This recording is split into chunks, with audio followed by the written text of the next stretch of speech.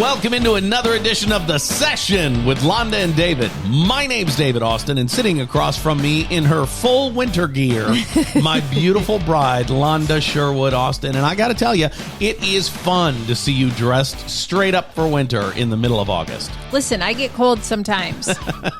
Sorry, it's only 77 out, and I'm chilly. I think you're super cute.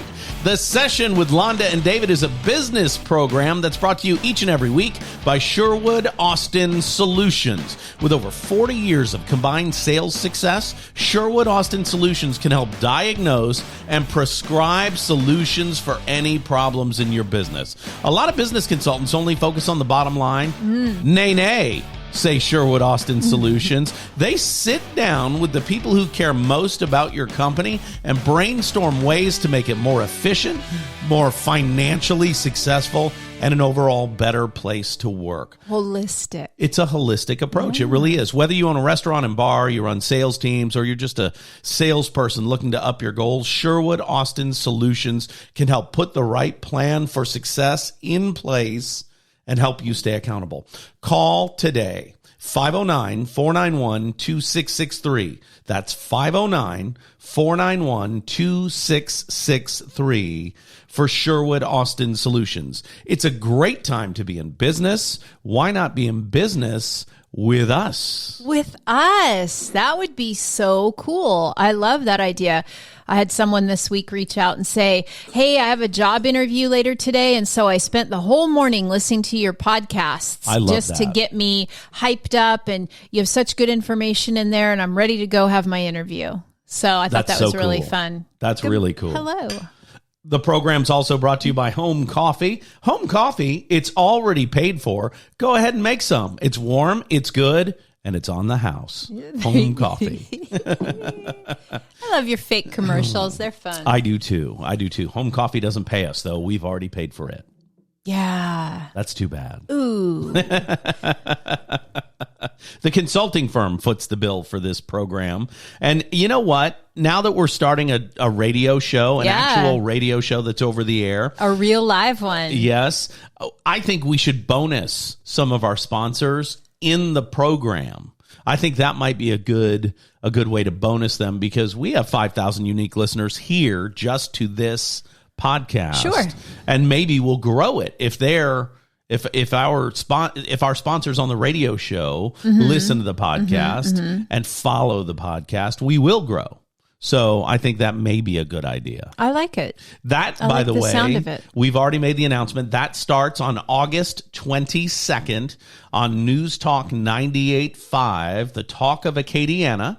It's a Delta Media Corporation station. So we are right now about 2 weeks out. We'll start that show on August 22nd. And it's going to be good. And we've already got sponsors lining up. So that's exciting. Yeah, it's very exciting. It'll be 6 to 8 a.m. Central Time Zone. But the good news is there's an app you can listen to, and we'll tell you more about that. The News Talk 98.5 app at your app store on your phone, whether it's Google Play or the Apple Store.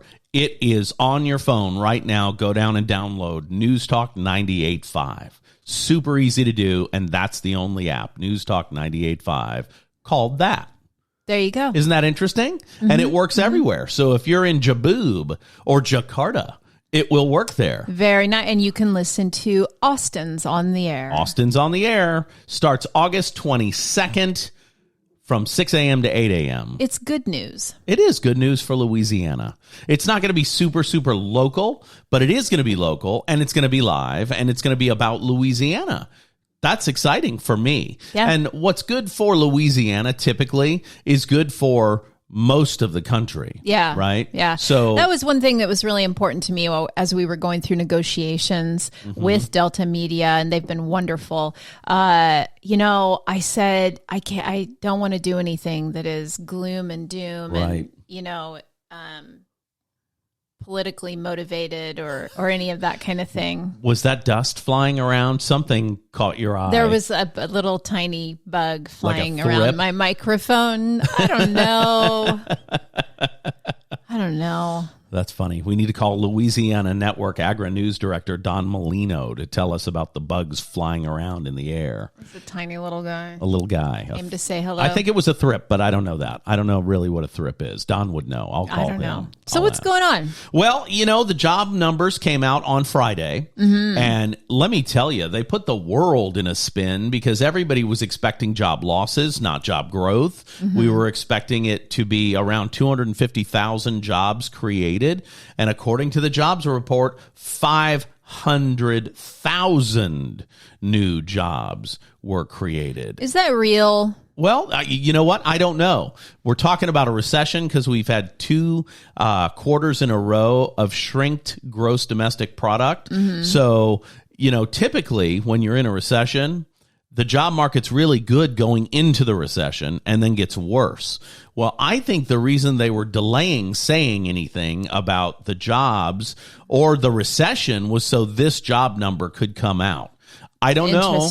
I don't know what to tell you about whether or not it's real, but I can tell you this. The unemployment rate, which you can't fake those statistics, went down to 3.4%, which is the lowest it's been. Seems low. In 40 years. Okay. So with that said, does that change the outlook for a recession? The answer is no, it does not. It does not.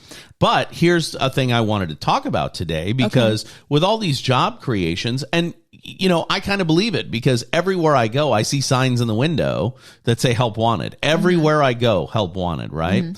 Every fast food restaurant, every coffee shop. We're hiring is another sign I've seen a ton of, right? In fun, flirty font. So my question is, who's filling these jobs if the unemployment rate is lower than it's ever been? Who I don't know. Is filling these jobs, and how do you get them?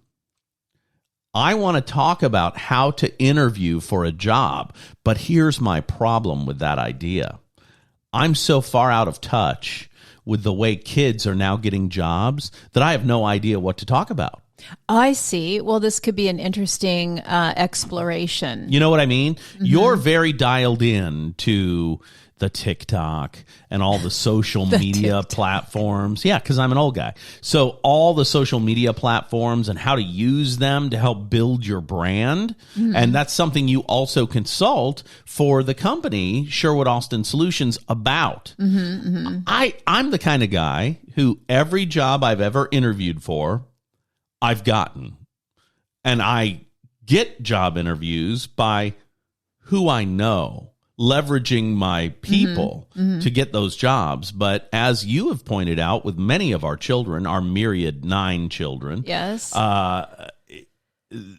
they're not getting jobs the old-fashioned way. Yeah, we got jobs, and we were talking about this. Have you ever interviewed for a job that you didn't get, right? And I can think of one time that I didn't get a job I interviewed for, and that's it. And then we were talking about how we interviewed for jobs. Yes. And the way that we did it, you walk into a place you want to work for, and you ask for the person in charge. Yep. And you have a conversation with them. And, if you know how to talk and you can build rapport quickly and close a deal, then you can either get the job on the spot, or you can get an interview, or you can. Now, in today's marketplace, though, that's not as accessible. Okay. It's not impossible, but it's not as accessible. It's different. Most businesses, you apply online. Right. You never see a person. So you have to figure out how to stand out in that process. Sure. And that's a little bit different, although you use a lot of the same skill sets. If you have verbal skill sets, right, they translate to writing as well. But it is definitely tougher if you can't get in front of somebody, and you just have to figure out how to make that work. I would say, one thing is, be very aware of your social media. Okay. Let's talk about that, because we see some crazy things on social media. Yeah, we do. And there's 2 ways to go about it. One is I'm just going to be who I am, do what I want, put what I want on social media, and either they'll like it or they won't like it. And if they're not going to hire me because of what's on my Instagram, then who cares? Forget them. I don't want to work with them. That's one school of thought. Yes.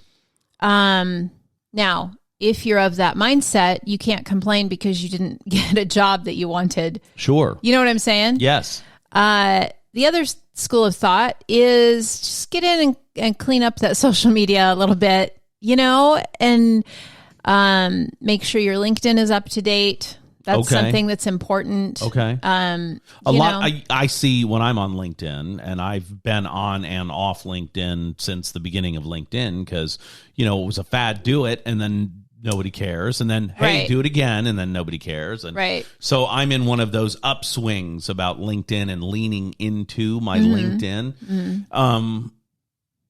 I would say LinkedIn is the most aggressive for job openings of any of the platforms out there. And it is aggressive. I get job openings in my LinkedIn every time.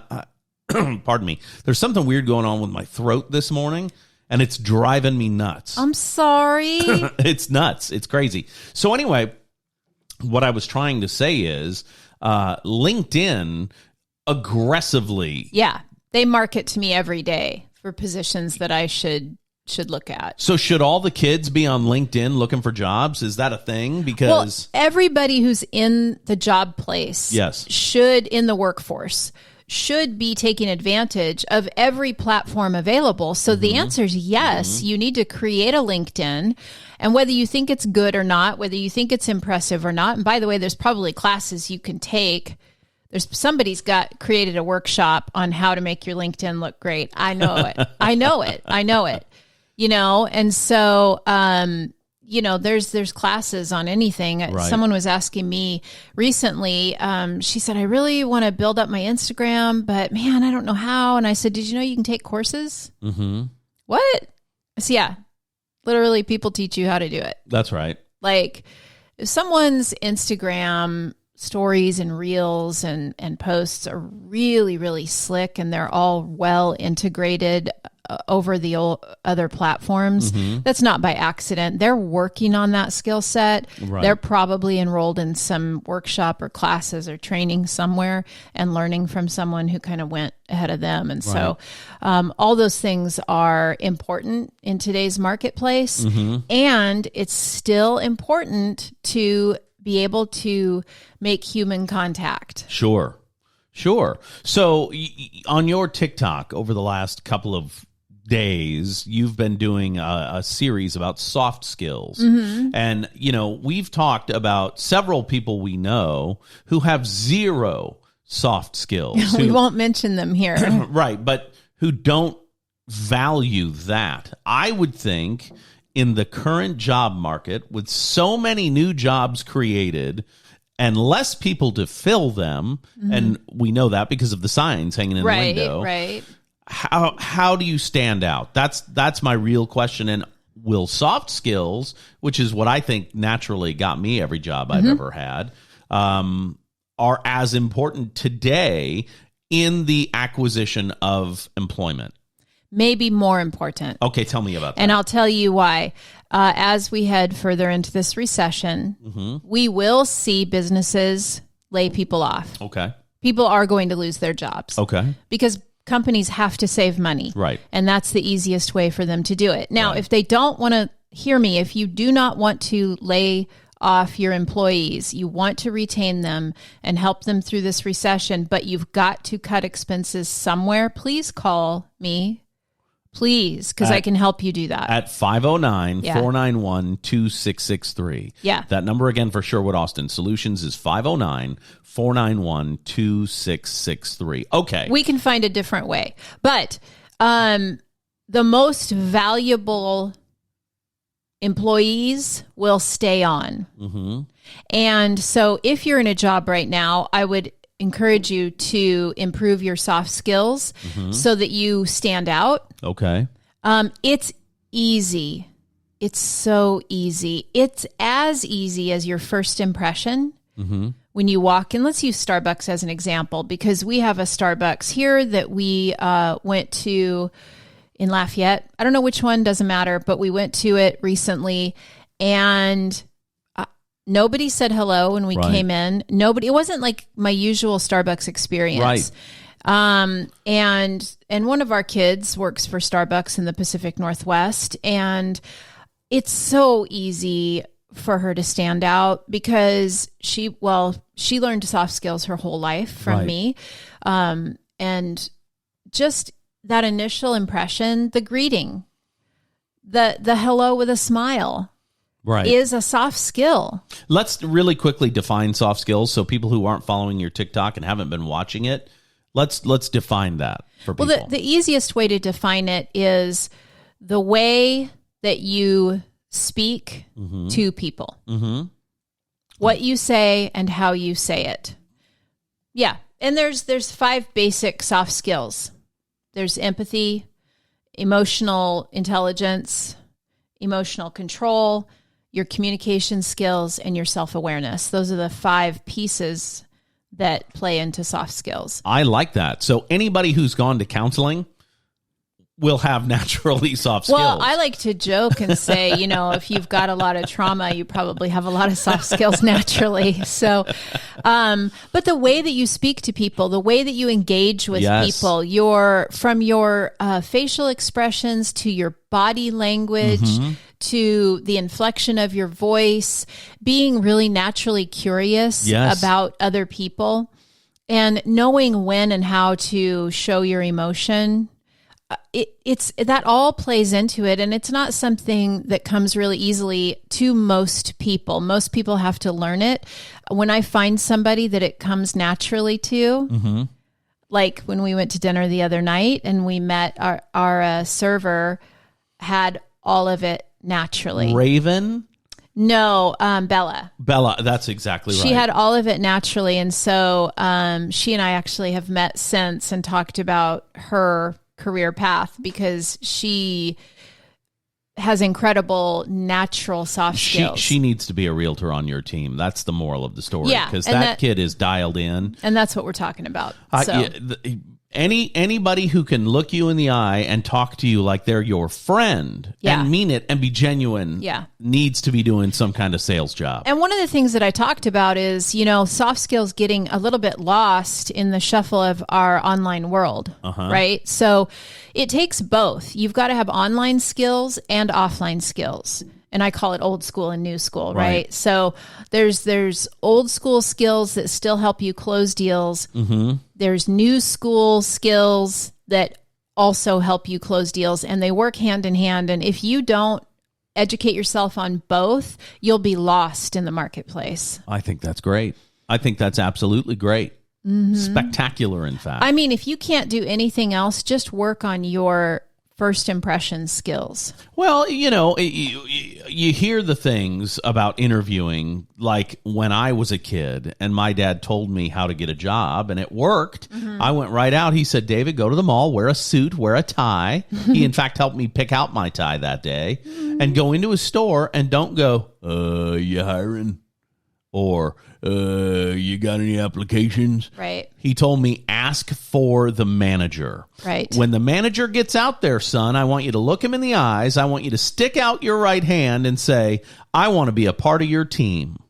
And I did that at the very first store I walked into. And the manager, a man named Ron Ford, looked at my hand, looked at my face, because he was a tiny little guy. So he looked up at my face and he goes, you know what? No kid's ever done that to me before. When can you start? Right. And that is still an valuable, applicable skill set. Right. Dress for the job that you want. Yes. Still matters. Yes. And walk in with confidence, like you already own the place. Right. And you can be confident and humble at the same time. A lot of people think that you can't. Right. If you're exuding confidence, like, walk in like you own the place, that the ego has nothing to do with that. You walk in a room and command the attention with the way that you hold yourself, the way that you carry yourself, the way that you present yourself. And magic happens. That's just the truth. And you have that aura. It's like the it factor they talk about on all the talent shows when somebody walks on stage. We watched a lot of America's Got Talent this weekend. AGT. Now we're all caught up. So the live shows are about to start. I don't know why we're talking about this on our podcast. I guess it's because it's business, right? And these kids have 90 seconds to go out on stage and be who they want to be. Yep. Not necessarily who they are, but who they want to be. If you want to be a celebrity or a comedian, you've got 90 seconds. You better be that because you don't have time to build into it. Right. You know what I mean? Yeah. And I think that's kind of like the interview process. And I think it's a lot easier if you just put on being authentically, genuinely present and kind and really present all the time. Yes. It's easier to do it when you're in the interview process. And I'll tell you another thing is being a connector will help you learn those skills too. Sure. When you're talking with someone, figure out who you know that they need to know. Right. And you start connecting people like that. And it's just another, I don't know if it's, karma or I don't know what it is, but there's something about being a natural connector that people and things just kind of come to you. Right. And that happened recently to me as well. Because I'm trying to decide where to hang my Louisiana license, what company to hang it with. And so I'm talking to different companies and I got a call from a company that is in the Pacific Northwest and is not in Louisiana. Right. So the recruiter that called me, he said, hey, you know what? We're not in Louisiana. And right now with the recession, we're not looking to expand. Right. We're going to hold off till next year. But, sorry, I can't help you. Are you interested in moving your Washington license? No, I'm not. I'm good right there. Right. And I said, but it's not, we chatted for a few minutes and because I never know when I'm going to need to connect. You know what I mean? Like everybody that I meet, I try to take mental notes. Yeah. So I said, well, it's not a total loss because I actually have a lead for you. And he was totally taken back. Right. And I said, no. Just yesterday, I was talking with a Washington resident who is thinking about getting licensed, looking for a place to go. And so let me go ahead. I asked them if I could pass their name to you when I talked to you today. And, so those kind of things, all of those things help you sharpen your soft skills. I promise you. Yeah. But it's all about thinking, honestly. It's about thinking all about the other person. Well, and that's really hard for some people. Let me tell you something. If you don't know if you're an active listener or not, that will change your soft skills. I was telling my friend Tim, who we went out to dinner with, Tim and Dex, the other night, a week ago, about a life-altering experience that I had at the Rapport Leadership retreat that I went to in the 90s. Life-altering. Life-altering, really? Yeah. Well, all of these retreats are based on breaking you down emotionally so then they can build you up, right? So that it's very manipulative. Well, I mean, opening you emotionally. Yeah. It's a system, though, right? And all these systems are aimed at, in these initial leadership training classes, to get you to have an emotional breakthrough. Yeah, get you to open up. Yeah, so you can see yourself differently than you saw yourself when you walked in the door. Absolutely, and what I learned at that event, and it literally brought me to tears, was that I was not an active listener. I was active while listening, but not actively listening. I was planning my retort in every single conversation I had in my life. I was debating. Every single one. And I didn't listen to the other person actively. I instead listened to keywords so I could come over the top every time. And I didn't know that about myself until I was in that class. Right. And that class changed my life and changed how I sell, because if you've been in front of me when I'm in a sales situation, there is nothing else happening in the world at all. Absolutely. Because I am actively listening. I'm hearing every word. I'm processing every word in real time. And you don't just do it when you're in a sales presentation, by the way. I've had people say to me, boy, David just makes you feel like you're the only person in the room. Well, yes, and I appreciate that. But that is a life skill that changed me forever. And I've got to think that if you actively listen, not think about what you're going to say, but actively listen to people in an interview, your answers are going to be better, not worse. Right. That's part of being present. Right. When I say be present, yes, it's be present, be there, be engaged, be listening. Yeah. And, I did a lot of theater growing up and was in all the musicals and did plays. And in that instance, I recall I listened to the other lines so I'd know when to start talking, but I didn't listen to the other lines. I didn't hear them. It didn't resonate with me. And that changed my life. Finding out that I was doing that and planning my next line while I was talking to people, I got to tell you, retention's dramatically better.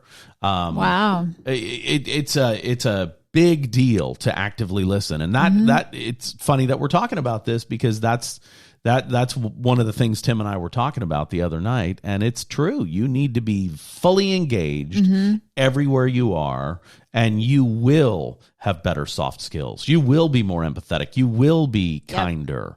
You know what I mean? That's neat. It all matters. And, in today's marketplace, it all matters, and your skill level matters. And I mean, it can be a challenging marketplace, but I think if you lean into your strengths and you lean into the soft skills, and then you lean into whatever your thing is, right? then you'll be just fine. I fully agree.